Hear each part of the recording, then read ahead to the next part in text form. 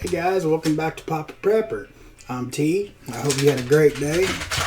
Hope you had a fantastic week. Weekend is upon us. It'll fly by faster than you can believe. It always does.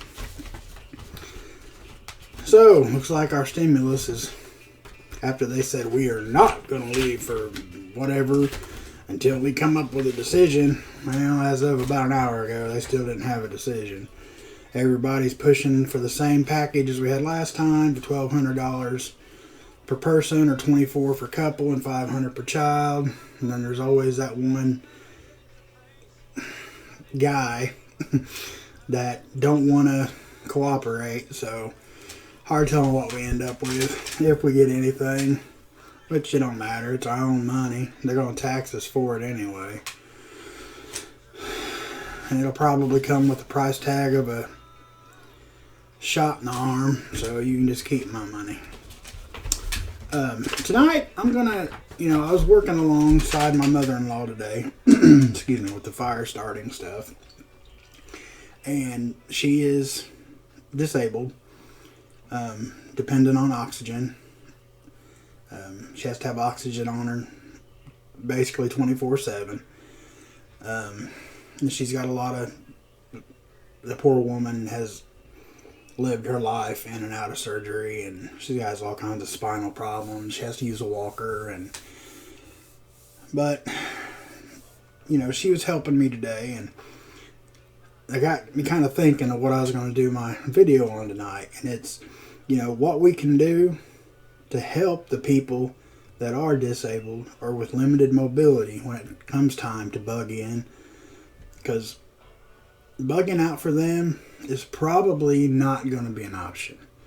I mean, there's just too many, what ifs, too many uncertainties. I mean, even a grid down situation, even bugging in, could determine, you could have, whatever the situation may be with our medically fragile folks and handicap and things like that, disabled. It don't take much of a change of routine to determine their whole outcome. Like my mother-in-law, I mean, she has to have oxygen. She has to. So what's going to happen with grid down? And I've got some backup, so I mean, it's not like I'm just going to let her do without. That's not going to happen, and she knows that. She should know that by now. But anyway, I'm just rambling. Bad at that. I'm sorry. But I want to just kind of hit on some things here. And sorry, guys, I got to hit you with the baldness. It is too hot for that right now. So I'm going to start out, I've printed some things off here I found too, instead of trying to remember it all. For people with highly limited or no mobility. So that's going to be the folks that, they're going to have to shelter in place or bug in. They're not going to, that's not even an option for them to bug out.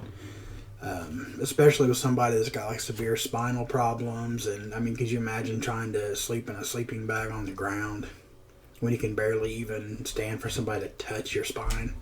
I mean, it's not going to work.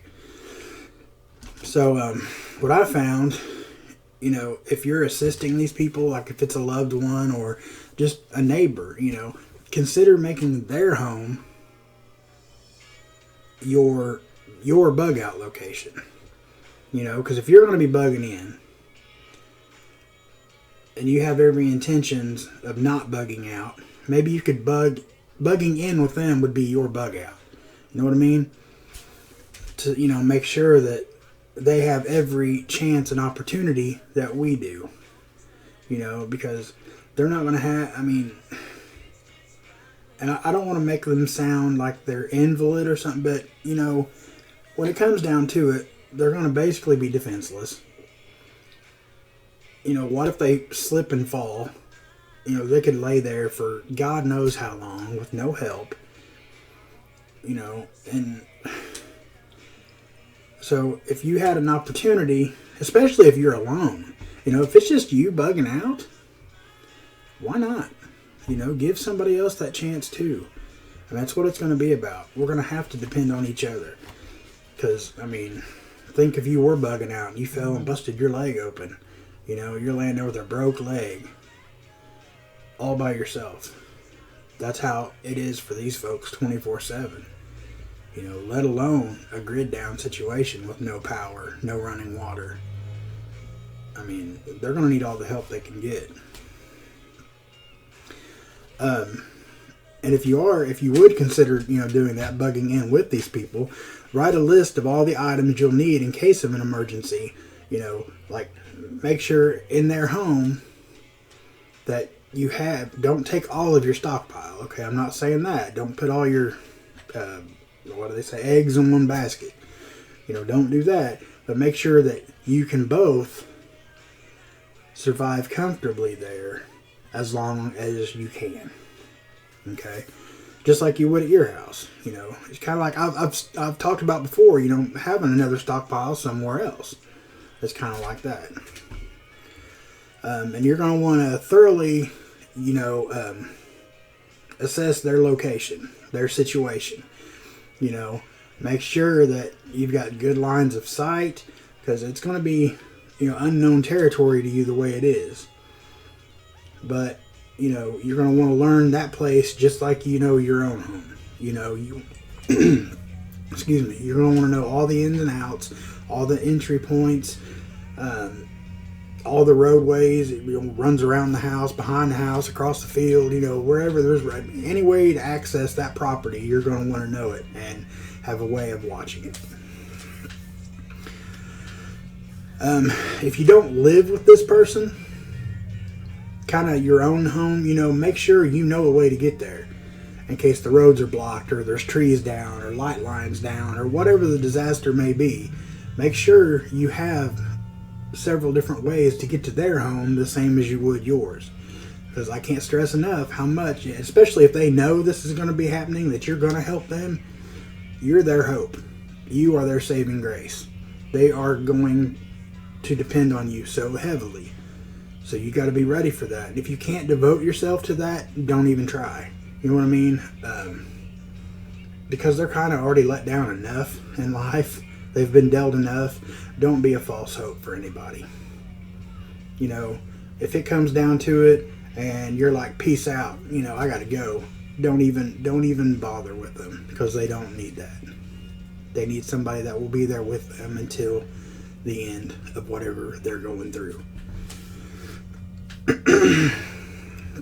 And if there is just more than yourself, already make arrangements with this other person that you can, move stuff around in their house, whatever you got to do to accommodate your bug out crew too.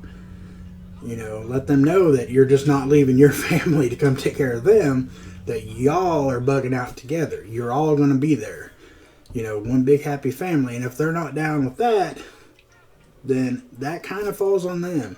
If you're willing to do all this for them and they won't let you bring other folks in with you, that's on them. That's all I can say on that. Sorry, guys. Okay, for people with a medium level of mobility, shelter in place still, that's still going to be their best bet.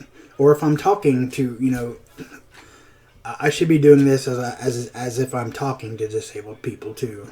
I'm sorry. So if you're medium level of mobility, you should probably still bug in, just stay where you're at, or really limit your bug out location.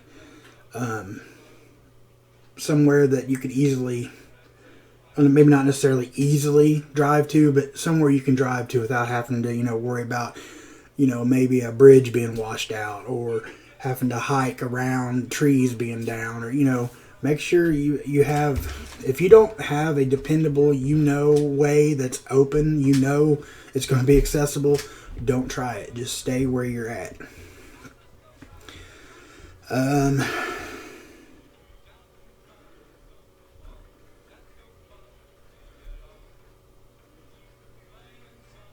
Which ultimately, okay, If you believe there's a reasonable expectation that your limited mobility will enable you to walk half a day or more, that's how you need to plan. Okay, just because you have limited mobility does not mean you have none.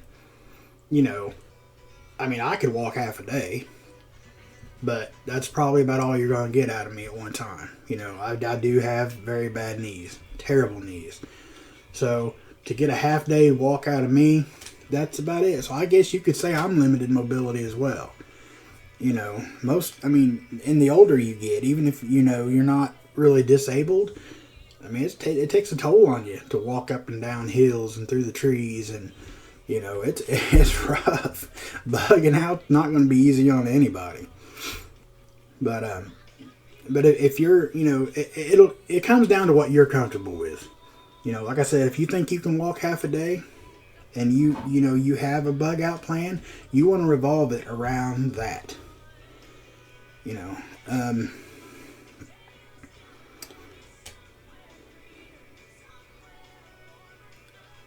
Okay, this is just the basic everyday bugging out. Make sure that you have the right vehicle to bug out in as well, and vehicular bug out kit, which I cover all that stuff in my other videos.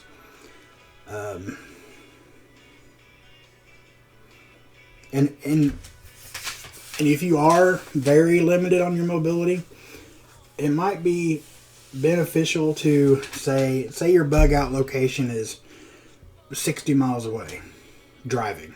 Okay, see if you can come up with a backup plan, like somewhere maybe halfway, in case the roads are bad or there's trees down or roadblocks, and you do end up having to walk. You're not going to be able to walk 30 more miles. If you get halfway and something happens, you're not going to be able to walk that 30 miles, unless it's like the course of a week, So maybe, you should try to find like a halfway point somewhere, a plan B, if you will, that if you can't get there, these people here said, yeah, you can join us, something like that.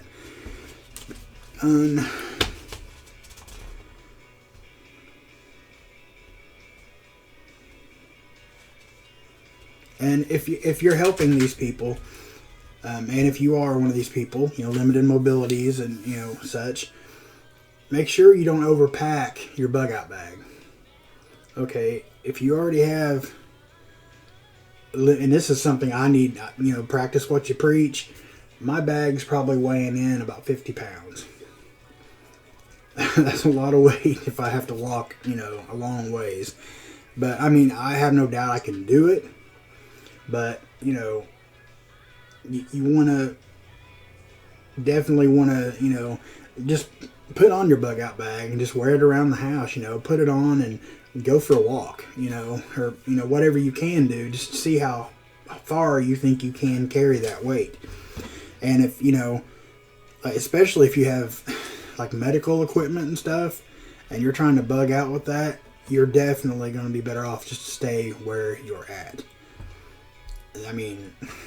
That's just the way, unless you have somewhere very close you're bugging out to, to where you can get your car loaded on your own and get there safely, and then, you can have people, hopefully you're going to people, not another location by yourself, because if that's the case, just stay where you're at,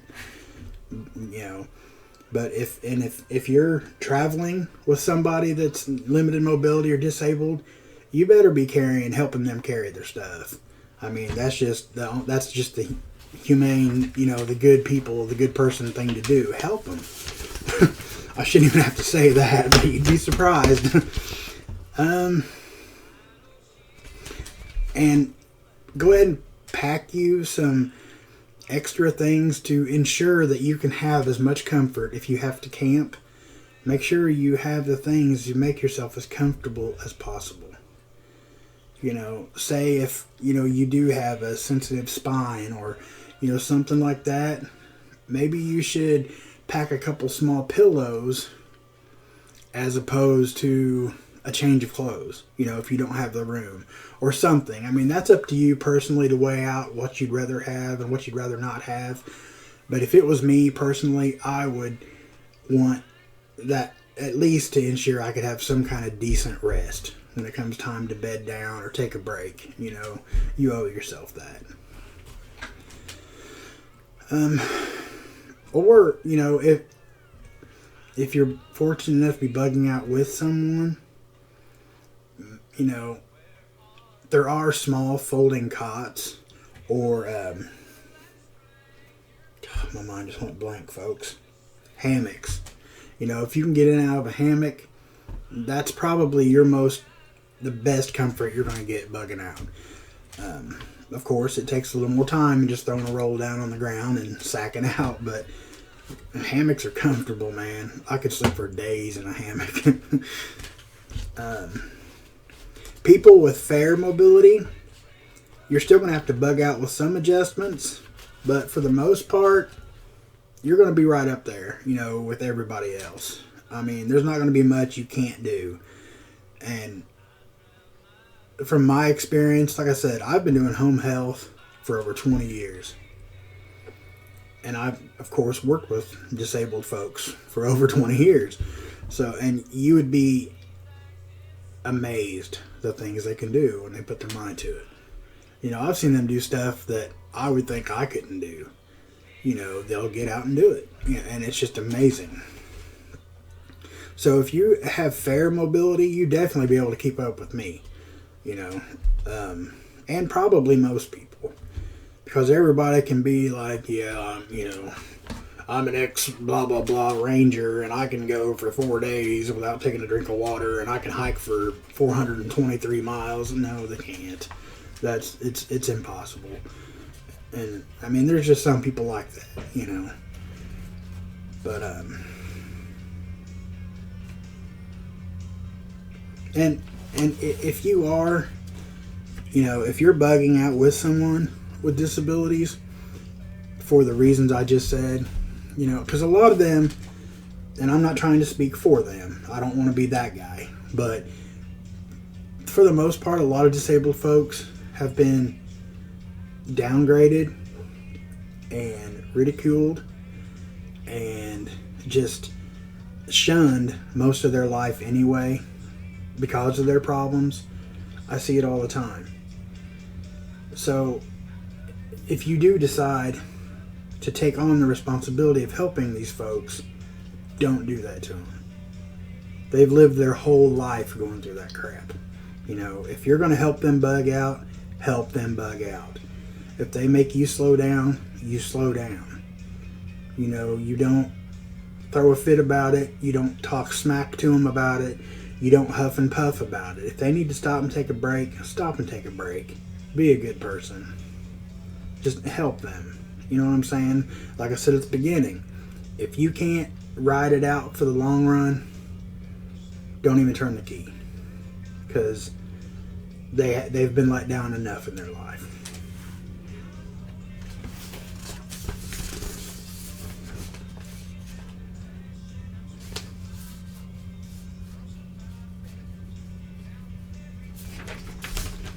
Just a second, guys. I lost my place here. Okay, and here's just some tips. Say, you are this disabled individual and you have nobody. Okay? This is just some stuff I found on the internet to, maybe you can go by, maybe it don't pertain to you, but I'm just going to kind of go through them, Ensure your home is adequately stocked with supplies you will need in case of emergency, such as food, water, tools, medications, etc. That's the golden rule. That's what prepping is. That's all of us. Secure a means to communicate with the outside world should cell phones and landlines become unusable, such as ham radios or walkie-talkies. Now, ham radio, that's good, but I'm sure you've heard, or if you haven't, you've got to be really careful not to get on the wrong channels because you can get in trouble. But if it's like a grid down, chaos everywhere, that's probably really not going to be an issue of being in trouble. Learn basic survival skills and practice them as much as possible to maximize your odds of thriving without support. If you're bugging in,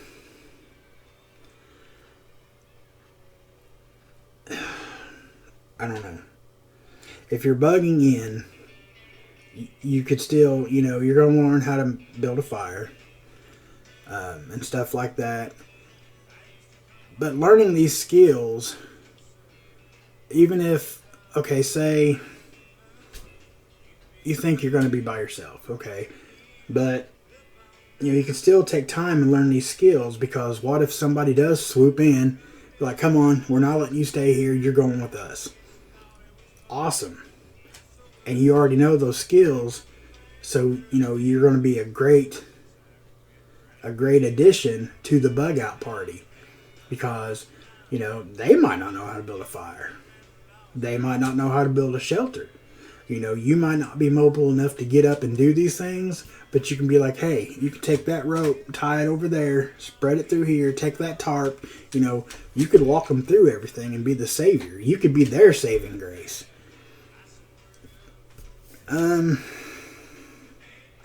Do whatever you can to increase your ability to be self-sufficient, such as growing a garden or learning new skills.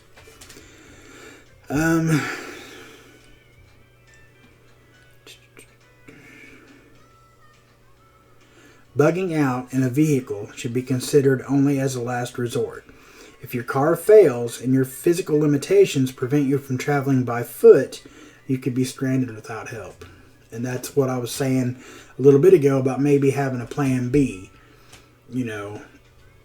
Say you can't get over to Millie's house over in Kalamazoo County or whatever, but you can get over to Freddie's, which lives 20 minutes away. You can get there. So just make sure, that's where communication comes in handy too. That way, you have a way of communicating, like, hey, is everything still open? Can I still get there? I'm getting ready to leave. And before you pass your plan B, communicate with plan A again and make sure you can still get there before, you get too far out and you find out there's disaster or trees over the road, whatever, and you can't get there. And then you might have to backtrack here, but you can't get there either because stuff's already happened, and it could just lead to a terrible situation. And if you have limited mobility and, you're stuck in your car, I don't even want to talk about that situation.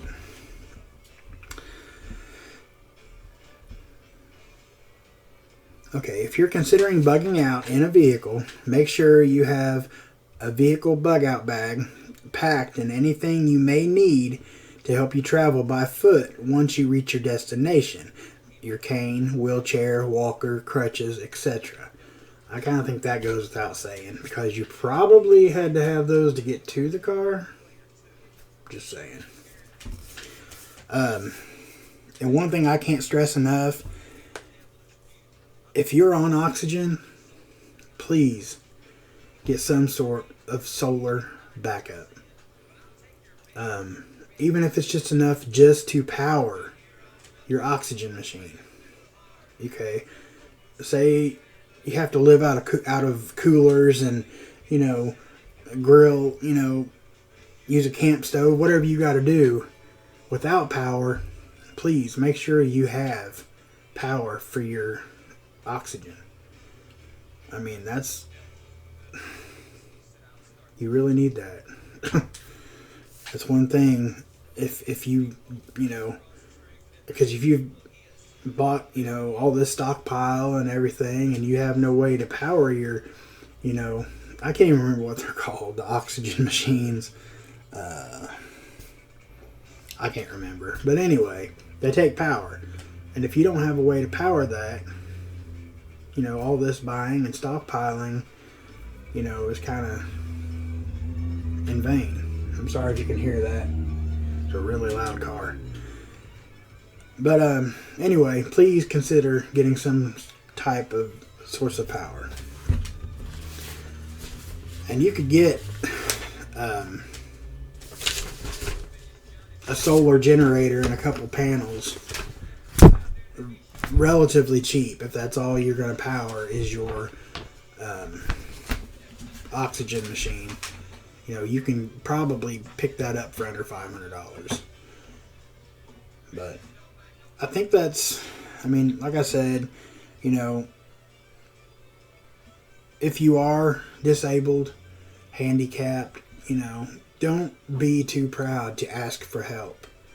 I know there's a lot of people out there that have treated you bad over the years, but there's more people that will help you than will treat you bad, okay? Unless if they won't help you, you don't want to be with them anyway, because they're not going to make it. Because I honestly believe in karma. And if they'll leave you stranded, they ain't got a chance. It'll come back and bite them. But I definitely, like I said earlier, and you being the person that's helping, if you can't commit to that and give that person your all and would help them just as much as you help yourself or one of your loved ones, don't even start. Because you're just going to be one more person in their life that lets them down when they need help the most. Okay? I just can't drive that home enough. I don't want to sound like a jerk or something, but, it's the way it is. I've known too many of these people, for over half of my life. This is what I've been doing. And they've had it so hard their entire life. And here we are. God knows what we're looking at, walking into. And they need our help. Even if if you felt it on your heart, kind of ask around your community and find out if there is somebody alone and disabled or just elderly and alone, and needs help, like a possible backup plan. And a lot of people are old and set in their ways, and then, no, I'm good, and, well, you tried. But I know it's going to be stressful enough, and you're thinking, I can't take on somebody else. Well, if it was you, be a different story, wouldn't it? But I think that's all I got for tonight. I think I'm going to go chill out, watch me a movie, maybe fall asleep on the couch. But, just think about it, y'all. Until I see you again, God bless each and every one of you. I will talk to you later. Papa Prepper out.